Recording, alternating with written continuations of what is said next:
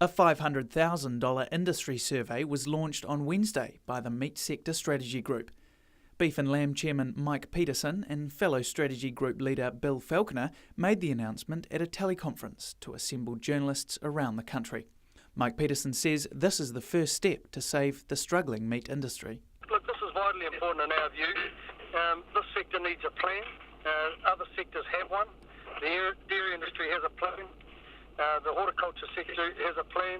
In our view, it's no coincidence that we're facing challenging times at a time when the meat sector doesn't have a plan. Mike Peterson was careful to make clear, however, that the outlook may not be as grim as the media paints it. We're getting a lot of comments in the media about the state of the industry. I've seen comments at the extreme, like the industry's heading for extinction, which just simply aren't reflected in the facts.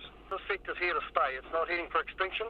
Meat Industry Association Chairman Bill Falconer agrees and says the survey will go further than previous studies into the sector, such as the 2009 MAF report. That was a very good platform to move forward from the MAF report, but as you'll recall, it largely interrogated people as to attitudes, as to perceptions towards the industry. It wasn't based on hard analytical data, and it was very careful not to go to the next step of suggesting where and how things might be done better. Others are hopeful the strategy group can come up with useful direction.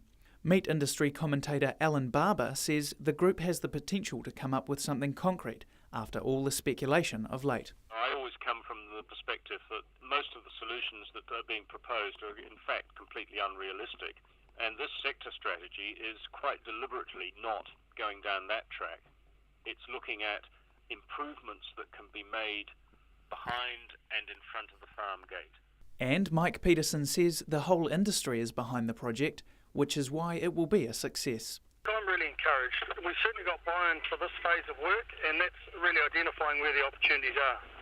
At the end of the day, when we identify what we think will be 6 or 8 key issues to be addressed, it's going to then depend on the willingness of companies to work together to progress those initiatives.